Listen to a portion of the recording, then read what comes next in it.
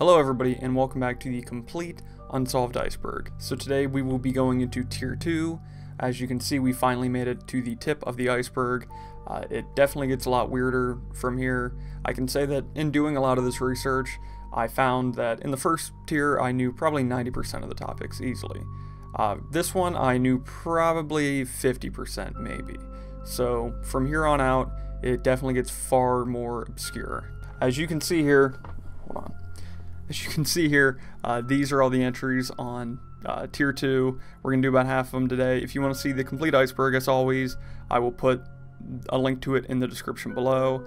Without further ado, though, thank you for watching. I appreciate it. Like the video, subscribe if you enjoy it. Without further ado, let's get into it. Okay, 5 September 2020. So 5 September 2020 is a ARG, which I know I've used the term ARG a lot in the last couple of videos. If you don't know, an ARG is an alternative reality game. Basically, it's an interactive internet game mostly, in which, you know, there's a creator of it, but also individuals who follow the story can interact with it, add lore into it. Basically like a community-driven story, for lack of a better definition. I'll explain it better with this entry, obviously. So this comes from a user on Reddit called September 5th Survivor, who would post on many different subreddits in 2019 about a terrible event or series of events that would occur on the 5th of September 2020. This then spun off into a subreddit called 5 September 2020, in which users would predict what was going to happen on that day, and then after the day passed, they claimed and told stories about what did happen on that day, what did happen on the day, obviously.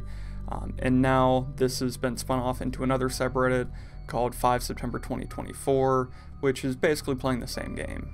So, not exactly an unsolved mystery, a little bizarre, but other than that, it's just a harmless storytelling game. 973 et Namu 973. I don't know if I said that correctly, but there you have it. This is another strange website like LHOHQ from the last video, which takes you through these mazes, these mathematical problems, whatnot, to give you images, strange text, a lot of religious symbolism. A lot of people believe that this could be some strange cult, some, you know, who knows what, another one of these strange websites that is undiscernible.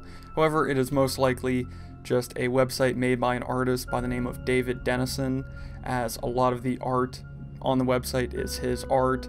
A lot of his paintings and interests seem to align with a lot of the pages on the website.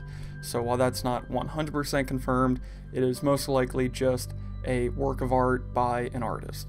Next up we have Ada Constance Kent. So Ada Constance Kent was a wealthy woman who lived in Essex, England, who vanished in the summer of 1939. A friend had come over to see the woman and instead found the door unlocked, the remains of a meal on the kitchen table, as well as an open copy of Romeo and Juliet on a table by the fireplace. The police then came and searched the cottage, but could find no clues or any evidence to point to what could have happened to the woman. However, 9 years later, in April 1948, a large deposit was made into her bank account. This led police to go investigate her house to see if perhaps she had returned, but instead they found her skeleton laying next to her bed with a vial marked poison on it. Again, in the time between her disappearance and 9 years later in 1948, many people had been to her house. Initially the police had been there. Nobody saw this skeleton, so they were completely unaware of who could have brought this skeleton there, and on top of all of this, it wasn't even her skeleton. After investigating it, it was, again, did not match her at all. So not only was it not her, it was a random skeleton that was dressed up like a woman to resemble her. That wasn't her. So to this day, we don't know what happened to her. Don't know whose skeleton that is. And still, nobody has any idea what happened in this case. Next up, we have the Allagash Abduction. So this one refers to, in August 1976, 4 men went on a camping trip in the Allagash Wilderness in Maine. On the first night they were there, they witnessed some strange lights in the sky, but besides that, not much happened. The next night, however, the men were out fishing on the lake when they noticed a large burning craft in the sky that appeared to resemble the sun. The men then said that it shot a light out onto them that would follow them around as they tried to get back to shore, and then before they knew it, they just woke up on the shore supposedly hours later. They had set a fire before they went out that had completely burnt out.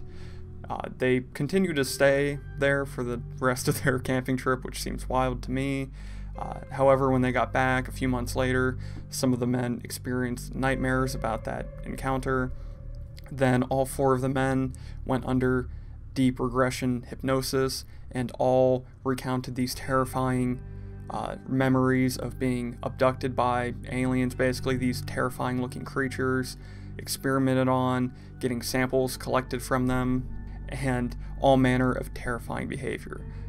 None of these men had shared this supposedly with each other, and after each going under hypnosis, they all found that their stories aligned exactly.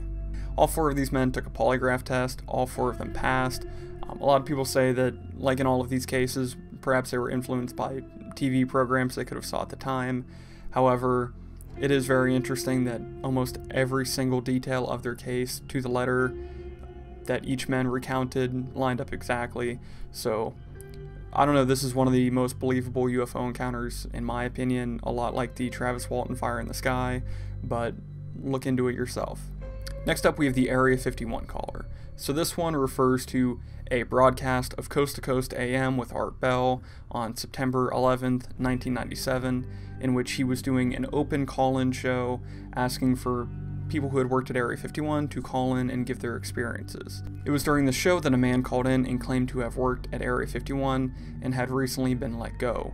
He sounded distressed on the phone and said that they were tracking him and he could not stay on long, but tried to give Art Bell some of the details of things that he knew or saw. He said that these aliens were not what we thought they were, that they were interdimensional beings, and that they were planning all these horrible things, and that we were planning to wipe out major population centers, all kinds of very baseline conspiracy beliefs. However, where this one gets very strange is that while he was on the phone, the transmission of Coast to Coast cut out completely.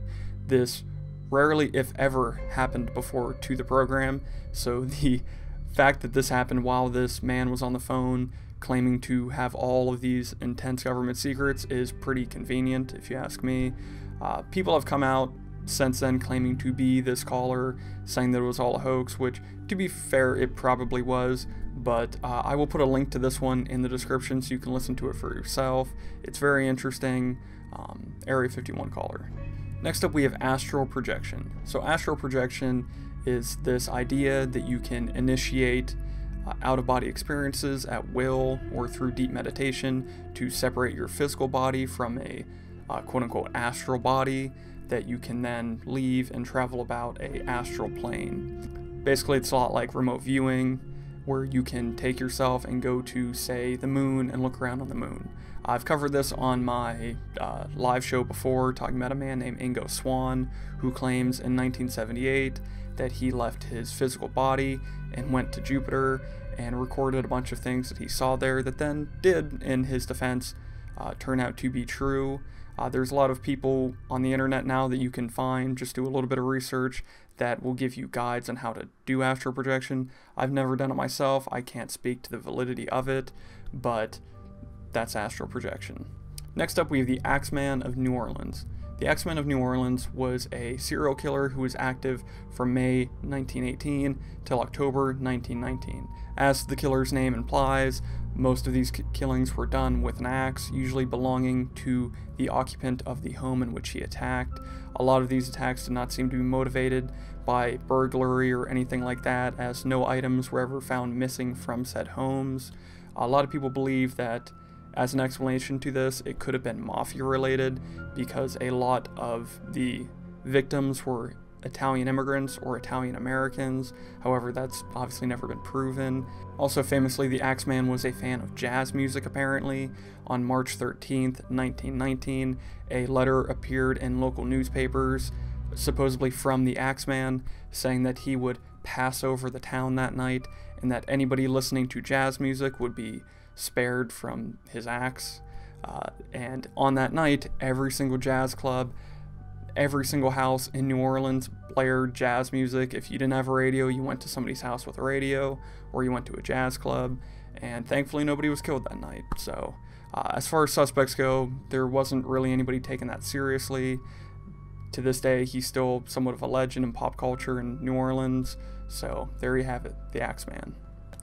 Next up we have Blank Room Soup. So this one is a very, very early viral internet video from like 2005 that shows a man with a black bar covering his eyes being seemingly forced to eat soup when this creepy mascot comes in and rubs his back, and then later in the video a second mascot shows up and does the same thing. The mascot is the character Ray Ray from a performance art group by the same name that consists of a man named Raymond S. Percy and Paul Pistor. Allegedly, this video was made by an unknown party who stole these costumes from Ray Ray's trailer after they were doing a set on the Sunset Strip, and then sent this video to Raymond Percy's email. The fact that this video is so eerie and there's not really a lot to go on with it has led a lot of people to believe it could be a snuff film or God knows what else. I did a lot of research into this one. There's a lot of different conflicting ideas and reports of, people saying this, he said, she said, but there doesn't seem to be a definitive explanation for this video. More than likely it was created by this performance artist duo of Ray Ray to promote their character, but they're really sticking with the fact that they didn't make it, so perhaps it is something far more nefarious. Now we're on to Bohemian Grove. So Bohemian Grove is a campground in Monte Rio, California that is owned by a San Francisco-based gentleman's club by the name of the Bohemian Club. They meet in mid-July each year and host about a 2-week encampment that has some of the most powerful men in the world in attendance. Their all-male membership includes artists, musicians, as well as many prominent business leaders, government officials, as well as U.S. presidents, media executives, and just generally other people in power. As you can see in the picture I've pulled up here, you can see in the picture Richard Nixon and Ronald Reagan as two of the men at this table at Bohemian Grove. The Grove is also particularly famous as a place where the Manhattan Project was planned, which was our development of the atomic bomb to drop on Japan. A lot of people involved in the planning were obviously members of the Grove, like J. Robert Oppenheimer, Ernest Lawrence, as well as obviously many other members of Harvard, Yale, Princeton, Standard Oil, General Electric. You get the gist. Anybody you can think of a position of power has been in Bohemian Grove. Also, there's this famous piece of footage that is very terrifying. This video was captured by conspiracy theorist Alex Jones, as well as documentary filmmaker and writer John Ralston, which appears to depict a sacrifice, some kind of ritual being performed at the Grove. All around, it's a very creepy location. Heaven knows what goes on there, but apparently some not so chill stuff. The Boy in the Box. So the Boy in the Box is an unidentified murder victim who was found on the side of the Susquehanna Road in Philadelphia, Pennsylvania on February 25th, 1957. He appeared to have been cleaned and freshly groomed, with a haircut and trimmed fingernails, although he had been severely beaten, bruised, and malnourished. The body was covered with scars, some of which appeared to be surgical scars, and his cause of death was said to have been blunt force trauma. Sadly, the boy remains unidentified. Nobody ever came forward to claim the child. He was known as America's unknown child, and the case is actually still open today. Now we're on to the Brown Mountain Lights. So this one refers to lights that show up over Brown Mountain in Linville Gorge, North Carolina, that have been showing up for hundreds of years. According to Cherokee legend, around 800 years ago, a great battle was fought here between the Cherokee and the Catawba Indians, and that these lights are residue from said battle, with Indian maidens still searching for the men who died. These lights have been described in many different colors: white, red, yellow, orange, blue, and they've also been described as being these large balls of fire that seem to take off from the mountain and go into the sky. In fact, even National Geographic named Brown Mountain one of the 3 best places to experience a natural wonder, which is very odd for them to say. Many people have tried to explain the origin of the lights over the years besides the Indian legends. In 1771, a German scientist explained the lights as inflamed nitrous vapors, but that was almost instantly disputed as not being true.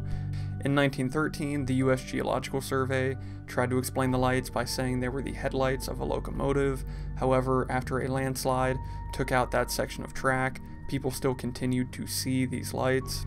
Then in the early to mid 1900s, many people started to believe that they were alien spacecraft, with this theory being promoted in pulp magazines such as the Argosy, which told people to go to Brown Mountain to witness these lights. So to this day, we obviously still have no clue what these could be. More than likely, they are some weird natural phenomenon. Okay, now we're on to cattle mutilations. This is one that I've covered in the last 2 parts with stories like the Chupacabra and Skinwalker Ranch. However, cattle mutilations are a somewhat new phenomena that extend to not just cattle but other animals. Famously, the first reported case of an unexplained mutilation happened in 1967 to a horse named Snippy. On September 9th, 1967, a woman named Agnes King and her son reportedly found the dead body of their 3-year-old horse. This horse's head and neck had been skinned and defleshed, and the body also seemed to have these surgical cuts all over it. This story then became national news, and from then on, a lot of other people in the mid to late 70s afterwards also came out saying that they had these mutilations that typically happen to cattle. The characteristics that bring all of these mutilations together are typically that these animals are completely drained of blood, that they have these surgical scars on them, and that basically the amount of time that they were out of the sight of the owner of these animals, nobody would have been able to completely drain these animals of blood and do all of these strange mutilations to the animal without leaving any trace evidence of anything happening, which has led a lot of people to believe, and famously the images of the cow being abducted by a flying saucer came about, that perhaps these were alien experiments on these animals, as well as people as of late, actually in like the late 90s, believing that perhaps the government was doing this for some strange unknown reason. So now we're on to ChipChan. So ChipChan is a Korean woman of indeterminate age who claims to have been implanted with a mind control weapon, and also alleges that she's being held hostage by a corrupt police officer known only as P. Using various different websites, she's been live streaming her apartment on a daily basis for more than a decade. ChipChan was first discovered on 4chan in 2008, with many users going to her live stream and seeing her sleeping in a really unnatural position, and a lot of people believing that she was dead. And from that point on, through different interactions with her on her live streams, we've developed this narrative of the mind control weapon she believes is implanted in her ankle, as well as over one of her eyebrows, and this story of this corrupt police officer that's keeping tabs on her. It's all very, very bizarre. ChipChan never interacts with her chat on her live streams, but usually has an audio clip that plays over the stream to explain, I guess, the lore of the stream with this corrupt police officer and everything else going on. She appears to have been living like this since at least 1996, with her sleeping about 12 hours a day and then just sitting at her computer browsing the web. She claims that because of this mind control device in her ankle, she isn't able to leave the house and often just falls unconscious at will. A lot of people have a lot of different theories on what could be going on here. However, in my opinion, I don't think it's the mind control corrupt police officer thing. It's more than likely just untreated mental illness, and a lot of people play into the game, which I don't think exactly helps this woman. So hopefully this ends in a good way, but more than likely it will not. The Codex Gigas. So the Codex Gigas, also known as the Devil's Bible, is the largest medieval illuminated manuscript in the entire world. It's about 3 feet long, with over 300 of these large descript pages in it. While there's a lot of large manuscripts made around these medieval time periods, this one is by far the largest and is also famous for, as you can see here, which I'll show also a better image of it, the large very detailed picture of Satan that appears in the book, as well as the legends that surround the creation of this book. While there's many different legends, the one that comes to a lot of people's mind in particular is the story of a monk who broke his Mosaic vows and was sentenced to be walled up alive. In order to avoid this harsh punishment, he promised to create in one night a book that would glorify this monastery forever, to include all current human knowledge. Near midnight, he began to be sure that he could not complete this because, of course, he can't, so he made a prayer to not God, but instead the devil, claiming that he would give his soul to the devil if he could help him finish this book. The devil helped him complete the manuscript, and the monk also added this giant picture of the devil in the book to show his gratitude. In tests to attempt to recreate the work of this book, it has been estimated that with all the calligraphy and whatnot, it would take 20 years of non-stop writing to complete this. According to another legend, however, it was made by a man named Herman the Recluse, who was in a monastery in the Czech Republic, and based on the information in the book, it seems to have been completed in 1222. From then, it was transported all around Europe to a bunch of different places until it ended up back in the Czech National Library in 2008, where it is on display now. Next up, we have the Colleen Stan kidnapping. Colleen Stan is a woman who was kidnapped and held as a slave by Cameron and Janice Hooker in their Red Bluff, California house for over 7 years, from 1977 to 1984. In 1977, Stan was hitchhiking from her home in Eugene, Oregon to a friend's house in Northern California when she was picked up by the Hooker couple and taken back to their home and placed in a box where she would remain for the next 7 years. Over the course of these 7 years, she was told by the Hooker couple that they were involved in a large, powerful organization called the Company. They told her all manner of things to try to keep her subservient. They kept her in a box for 23 hours a day, just all kinds of horrible conditions. She was actually allowed in 1981 to go see her family, but she did not reveal what was going on for fear of retribution from the Hookers themselves or this supposed company, which is wild to me that they just let her out and she came back, but you can never know what's going on in somebody's psyche. In 1983, Stan was allowed to get a job as a maid in a local hotel. It was at this point, while she was being reintroduced to society, that Cameron apparently wanted her to become his second wife. This led his current wife, Janice, the other accomplice in the kidnapping, to become enraged and revealed to Stan that she herself was also subjected to torture by Cameron. It was at this point that Stan left Cameron, crazily enough, and went and lived on her own and kept in contact with the Hookers. And it was not her that turned them into the police, it was instead Janice that turned Cameron in.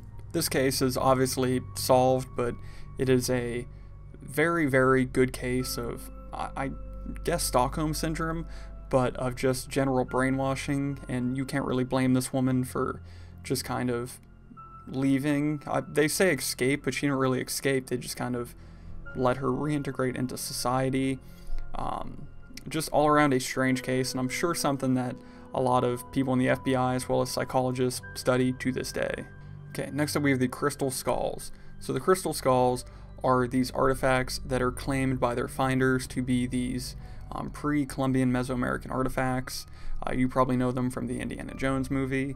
However, there's not a lot of evidence that that is in any way true. A lot of investigation into these skulls have shown that they were most likely made in the 19th century in Germany, as well as the fact that no Mesoamerican cultures have any legends of these crystal skulls. Next up we have the Hope Diamond Curse. So this one refers to the fact that many people throughout history who have owned this Hope Diamond have met with very unfortunate ends. A lot of the accounts of the curse come from newspapers in the United States in the early 1900s. In 1911, the New York Times had an article in which they had a list of all the people who had owned the diamond and their fates, and most of the people who had owned it met with very tragic ends, such as being killed by a mob, getting their heads cut off. However, a lot of the people who owned the Hope Diamond were involved in the French Revolution. It was a lot of nobility. And if you're any way familiar with the French Revolution, you know that was just kind of what was happening at that time. It was owned by King Louis and Marie Antoinette, who both got their heads chopped off. However, even at the time, a lot of people weren't exactly sure how to corroborate a lot of these changings of hands and changing of ownerships, so we don't exactly know if the curse is true, obviously unsolved, but it is now owned by the Smithsonian, who have said that apparently the curse is gone because it's brought them nothing but good fortune, which the Hope Diamond is valued at $300 million, so I think it'd be worth getting the curse to own it. The Dancing Plague of 1518. So the Dancing Plague of 1518 was a case of dancing mania that occurred in Strasbourg, France from July 1518 till September 1518. Somewhere between 50 and 400 people took part in the dancing. Historical documents are vague, however we do have documents from, physician notes, cathedral sermons, and so on that do confirm that people did in fact dance in this town. The timeline of events went that a single woman started dancing and then would not stop, and then more young people joined in with her to the point where everybody in the town then began dancing with her. This obviously went on for so long that doctors and clergy members took notice. Bands were said to set up in the town square to keep these people in one location, and the aforementioned doctors would pull people out of the dancing pit, so to speak, once they started falling from exhaustion. A lot of people have a lot of different theories on what could have happened, from just mass psychosis to more likely food poisoning, as we see in many cases such as the Salem witch trials, that people eat bread infected with ergot, which produces a form of LSD, so more than likely these people were tripping and then just continued to eat and trip, so on and so forth, and thus we have the Dancing Plague of 1518. Next up we have the Denver Airport. So this one is on this iceberg specifically because of the conspiracies associated with the architecture of the airport. In particular, the airport has these 4 murals that depict what seems to be caged animals, fires, suffering people, even this soldier with a blade and a gas mask. A lot of these have been interpreted by past and current people to represent hope, war, and even the New World Order. Funnily enough, in March 2019, the airport unveiled this animated talking gargoyle in the middle of one of the concourses that will talk to visitors of the airport and make jokes about the conspiracy theories. However, one of the most famous examples of odd things at this airport is this blue horse you see here, which a lot of people interpret to be a symbol of the pale horse from the Bible, from the book of Revelations, that is a harbinger for the apocalypse or the end of days. This was designed by a man named Luis Jimenez, who in 2006, at the age of 65, while creating the sculpture, a part of it fell on him and severed an artery in his leg, killing him. From this, a lot of people have said that this is just more bad juju on this whole horse statue, and the entire thing is very creepy. Mostly it's just artwork, but I don't know why anybody would put this kind of artwork in an airport. It's all incredibly odd. Okay, now we're on to the Dogon Tribe. So the Dogon Tribe are an ethnic group that is indigenous to Mali in West Africa. Starting with this French anthropologist named Marcel Goral, several authors have claimed that the Dogon traditional religion incorporates a lot of details from astronomy that they would have no way of knowing or no way of gathering said information with the naked eye. From 1931 to 1956, Goral studied the Dogon in a litany of different expeditions. From his time spent there, he found out that they had advanced knowledge of the planet Sirius and its system, as well as its 2 companion stars. They also had knowledge of the rings of Saturn, as well as the moons of Jupiter, all of which, again, they could not witness with the naked eye. Many people have stated that perhaps they gathered this knowledge from different explorers from Europe that were there in the 19th and 20th century. However, it is of my opinion, and I believe a lot of other people's opinions, that this knowledge would have not worked its way into their religion, as from their recounts, a lot of this is from a very, very ancient ideas. So while there's a lot of ways to discredit all this research by Goral and a bunch of different authors, it's still safe to say it is very odd how they gathered this information that appears to be so accurate before we even knew. The Donner Party. So the Donner Party was a group of American pioneers who were on their way to California when they were delayed by many different mishaps and led them to be stranded in the Sierra Nevada mountains in the winter from 1846 to 1847. Famously, this resulted in a lot of cannibalism happening in the party, with many people, after they ran out of food, resorting to cannibalism to keep themselves alive. This is probably one of the most horrific tales in American history. I'll spare you some of the details, but some people did make it out, but the vast majority of people froze to death and became food. So that's the Donner Party. Doveland, Wisconsin. So Doveland, Wisconsin was a supposedly small town which somehow disappeared in the 1990s.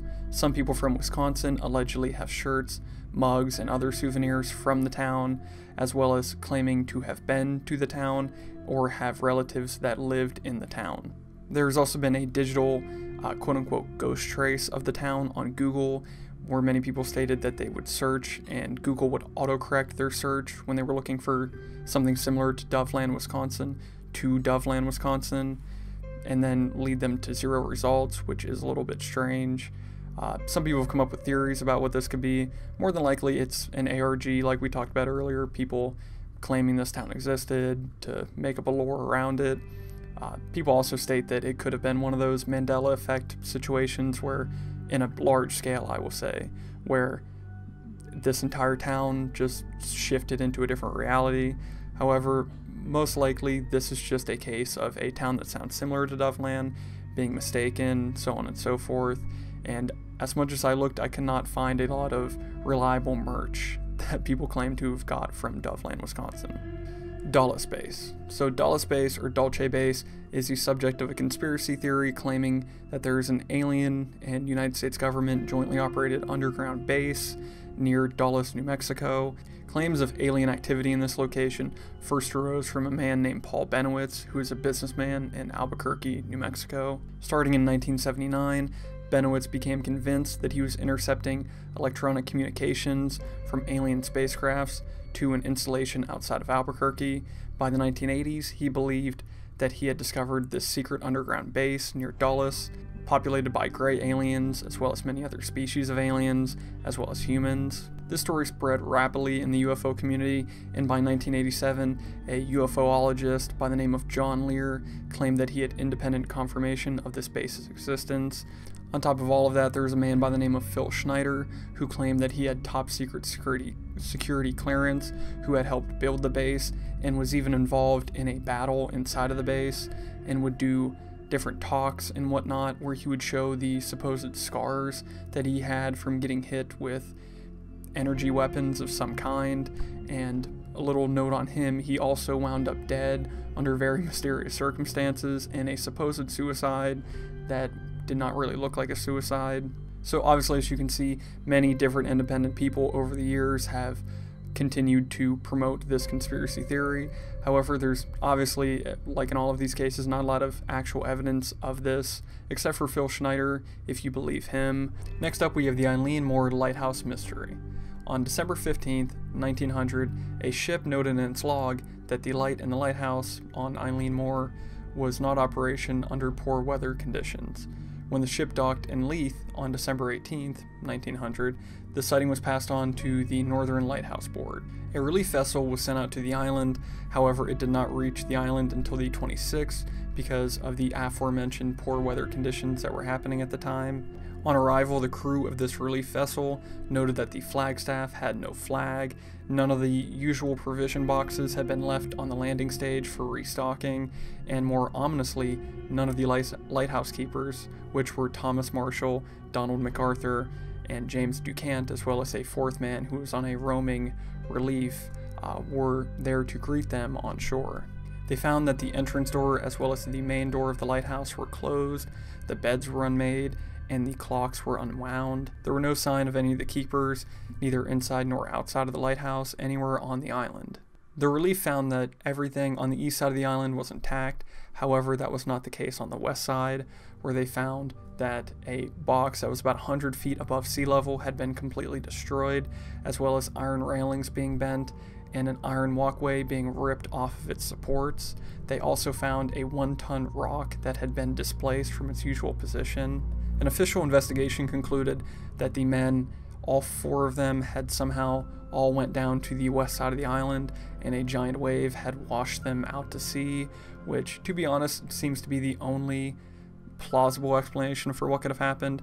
However, myself, I am not a expert in Lighthouse protocol, but that doesn't seem likely that all 4 of the men together would have went down there and been washed out to shore.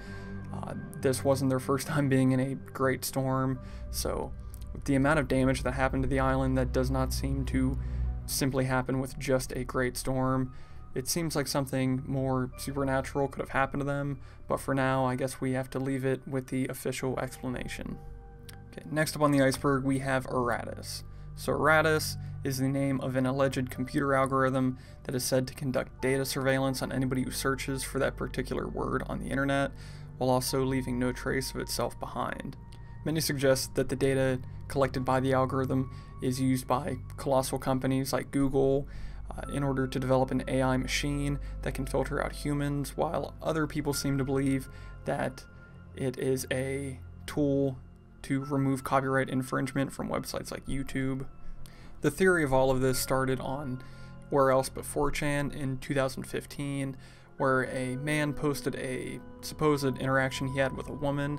The woman said she used to work for a company, and one day she was charged with packing up boxes with a tape gun that said the word Erratas on it. A co-worker of hers told her not to look up the word, and if she did look up the word, or if anybody else looked up the word, they would be dismissed from the company, or worse. The theory took off from there, with a lot of different users on 4chan sharing similar stories they had that were associated with some way with Erratas. Many people are still unsure what Erratas is.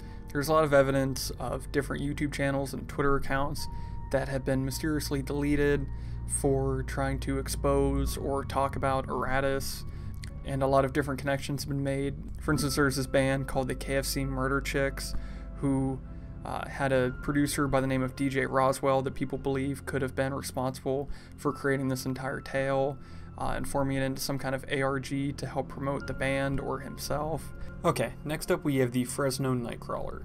So the Fresno Nightcrawler, or the Fresno Alien, is a cryptid that has made 2 appearances so far, one in Fresno, California, and the other one in Yosemite National Park, also in California. So this creature, or creatures, is often described as being relatively small and being made up of mostly legs, but described by people who have seen the footage, which I will play some footage here for you, as being fairly humanoid. While some people have tried to claim that these creatures are part of Native American folklore in the area, that has since been debunked. There's no evidence of that anywhere to be found. While many people have tried to explain what they believe the Nightcrawlers could be, such as, aliens, of course, some new type of primate, a deer walking upright, which I'm going to say no to that one, a bird like a crane, something of that nature, but obviously we can't confirm any of that, hence why this is unexplained, obviously.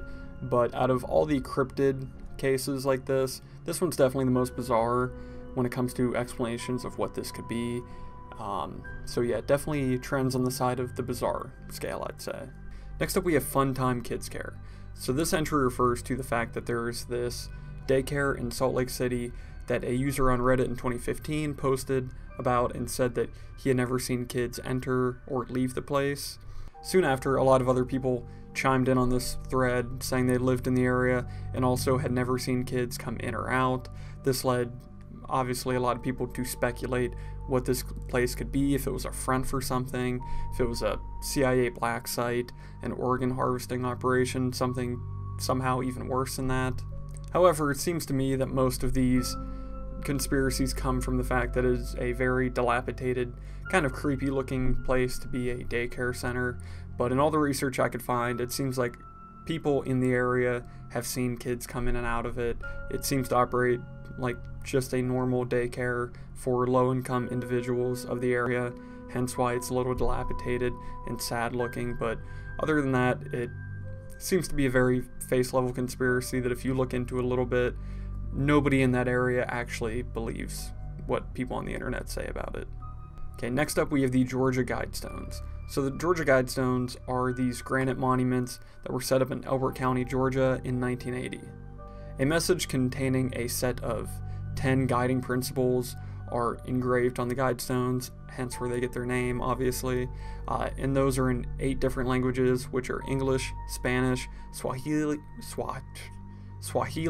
Hindi, Hebrew, Arabic, traditional Chinese, and Russian. Those guidelines are as follows: maintain humanity under 500 million people in perpetual balance with nature, guide reproduction wisely, improving fitness and diversity, unite humanity with a living new language, rule passion, faith, tradition, and all things with tempered reason, protect people and nations with fair laws and just courts, let all nations rule internally, resolving external disputes on a world court, avoid petty laws and useless officials, balance personal rights with social duties, prize truth, beauty, and love, seeking harmony with the infinite, be not a cancer to the earth, leave room for nature, leave room for nature. So those are the 10 principles that are on these Guidestones. But I'm sure the question on your mind right now after reading that is, who the hell put these up? Why are they there? Well, I got the answer for you. In June 1979, a man going by the name R.C. Christian approached the local granite finishing company on behalf of what he said, small group of loyal Americans, and commissioned the structure to be built on this site. The man stated that his monument should be able to act as a compass, a calendar, and a clock, and should have the ability to withstand catastrophic events, whatever those may be. And as you can imagine, this company that R.C. Christian approached thought he was a nut job. Can't imagine why. So they actually quoted him 7 times higher than it would have taken to do the job, assuming that he would not be able to come up with the money to undertake such an endeavor. But no, he came up with the money, no problem, because of his, again, small group of loyal American investors. The monument was unveiled on March 22nd, 1980, and was unveiled to an audience ranging from about 100 to 400 people. And then after this, R.C. Christian just gave the rights to the monument to Elbert County, Georgia, and was never seen again. Many people have speculated about what this small group of loyal Americans, who they could be. Unfortunately, all we can do is speculate because it's never come to light who they are. It seems like because he used the name R.C. Christian, which could be a reference to the Rosicrucians, a splinter of Christianity, that's who could be behind it. But again, we have no idea. Gnosticism. So Gnosticism is a collection of religious ideas and systems which came about in the 1st century AD among Jewish and early Christian sects. These various groups emphasize personal spiritual knowledge above Orthodox teaching, traditions, and religious institutions like the Christian Church. These people viewed material existence as flawed and also drew a distinction between the spiritual God, supreme being, and the God mainly of the Old Testament who created the universe, thinking that they are 2 separate beings. These Gnostics believe that salvation in the traditional sense is not saving yourself before the afterlife, but instead finding salvation by getting direct knowledge of a supreme divinity in the form of this mystical or esoteric insight. Many Gnostic texts don't talk a lot about sin and repentance, but instead talk about illusion and enlightenment.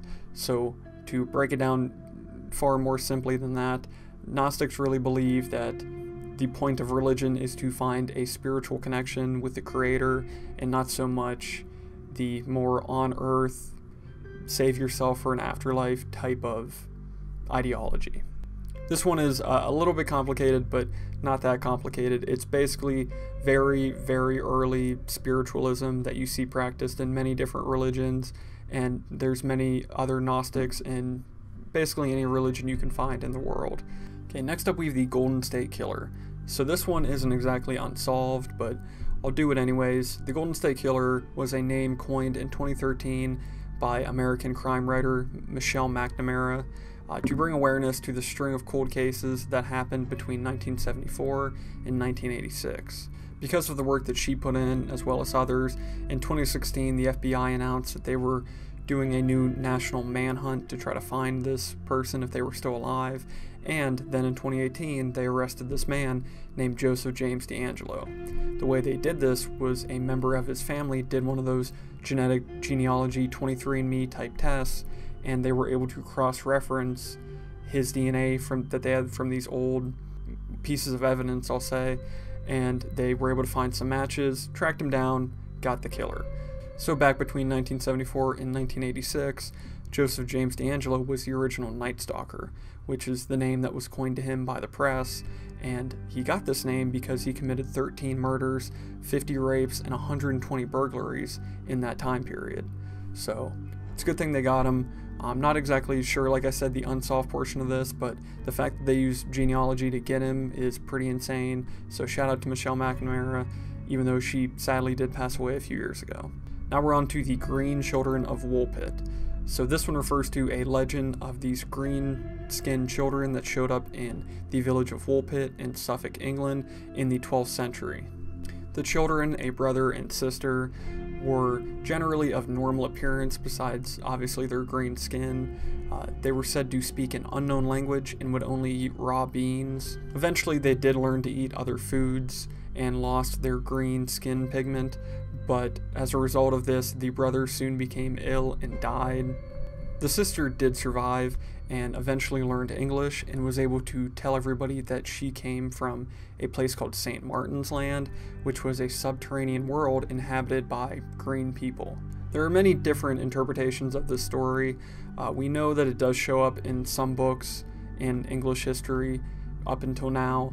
However, a lot of these stories take place in the Middle Ages. So, for instance, there's a book in 1586 that mentions the Green Children, but you still have to remember that that is 1586, and this story allegedly happened in the 12th century, so still a large jump in time.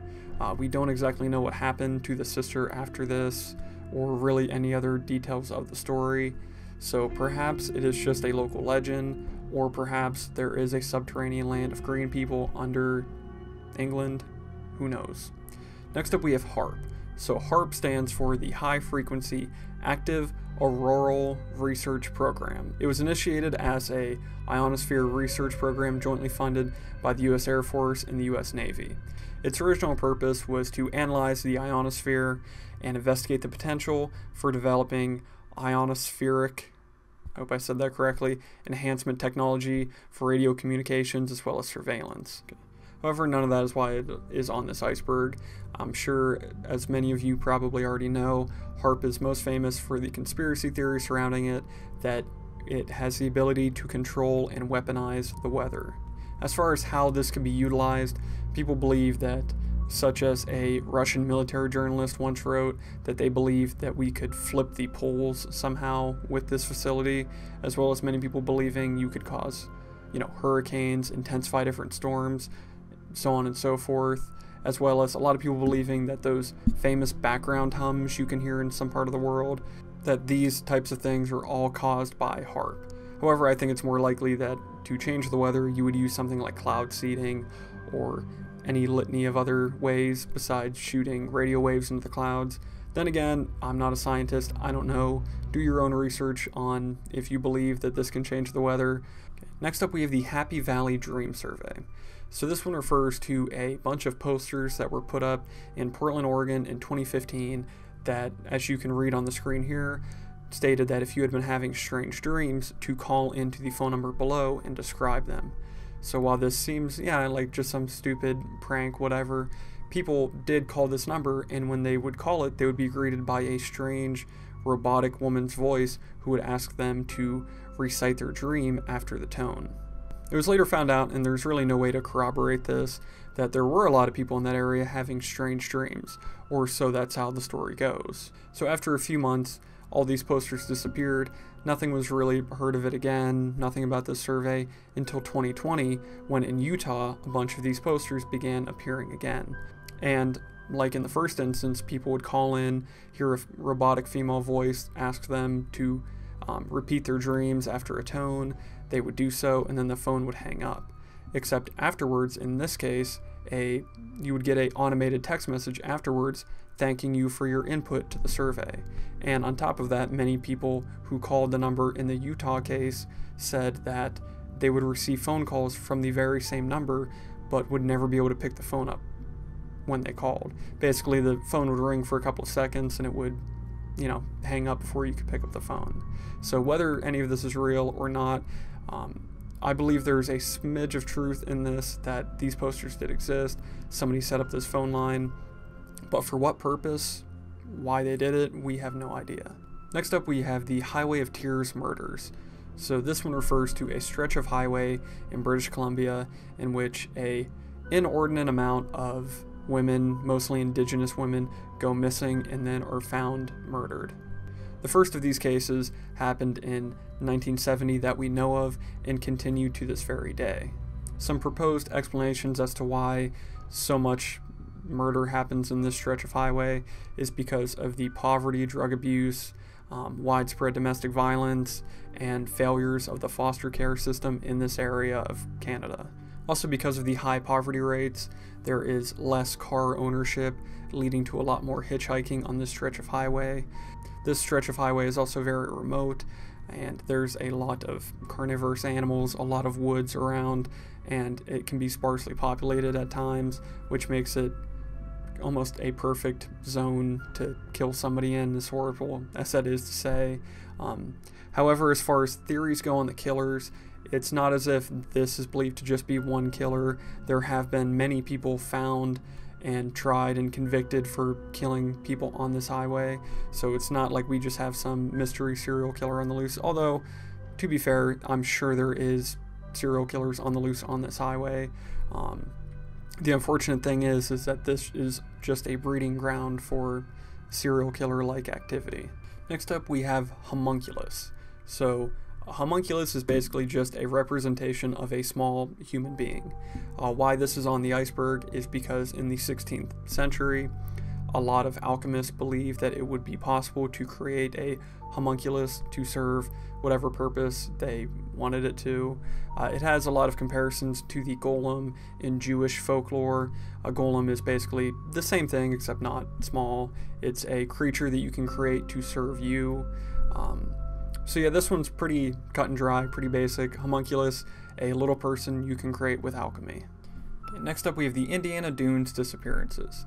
So this one refers to the fact that on July 2nd, 1966, 3 women, being Renee Bruhl, Ann Miller, as well as Patty Blau, boarded a motorboat on Lake Michigan and since then have never been seen again. On that day, a couple who had been sunbathing near the 3 women said that they just saw them get up, leave their purses completely unattended, everything they had on the beach, and just hop on this motorboat with a man who they described as having a head full of dark curly hair. The couple then reported this to a local park ranger that night, that the 3 women had never returned, and the park ranger, thinking that they just went off to party somewhere, just stowed their stuff away in case they came back. However, like I said up top, they never came back. After a manhunt, or a woman hunt in this scenario, no trace of them was ever found. Many people have different theories on what could have happened to the women.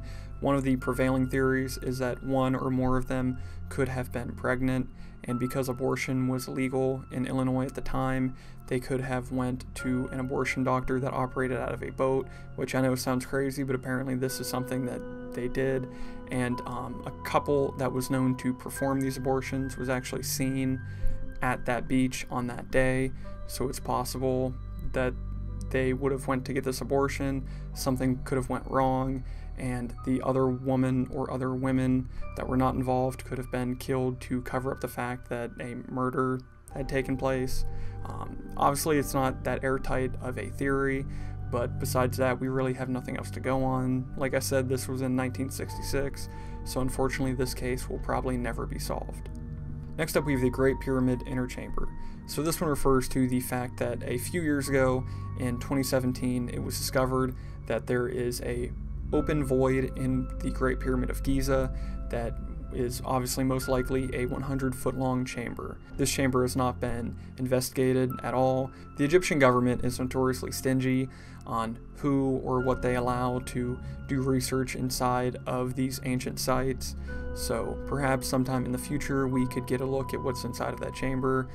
But the most important thing overall to the Egyptian government is not to destroy the integrity of the pyramid, so who knows? We probably will never see what's inside of it, but if we do, that would be fun. Okay, next up we have internet black holes. So internet black holes are places in a network where data is silently discarded without informing the sender that the data has not reached its specified destination. Basically, exactly what it sounds, just a black hole on the internet where packages, data, whatever you want to call it, disappears into, never to be seen again. Okay, next up we have the Isdal Woman. On November 29th, 1970, a man and his 2 daughters were hiking in the foothills of an area known as Isdalen in Norway.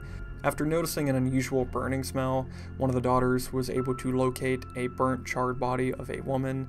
They then obviously notified the police. Upon examining the site, police noticed that the front of the body and her clothes had been severely burned and that she was completely unrecognizable.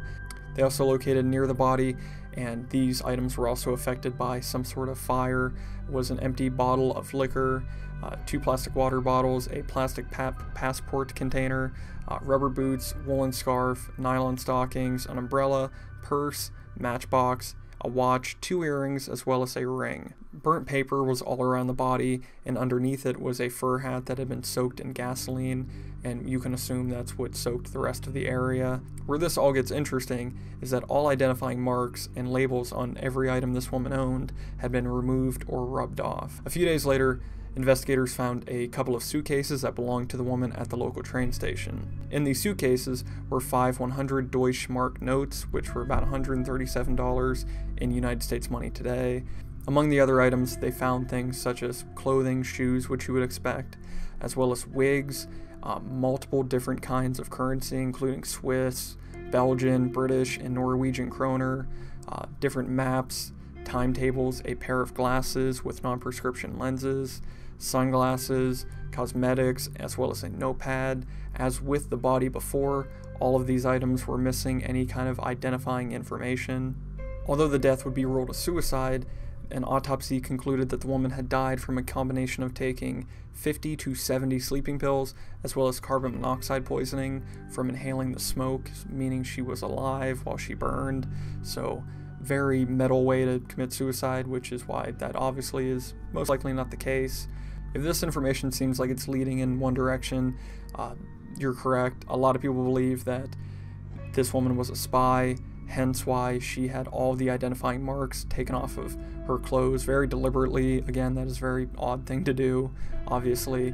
And it being the Cold War in 1970, a lot of people believe that she could have been a spy for an unknown nation that was caught, or perhaps a counter spy got her. Again, we don't really know what happened in this situation, but I would say it's a pretty safe bet to say that she probably didn't kill herself by catching herself on fire.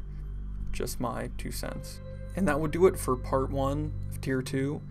Thank you everybody for watching. I'm trying to get these out as quickly as possible.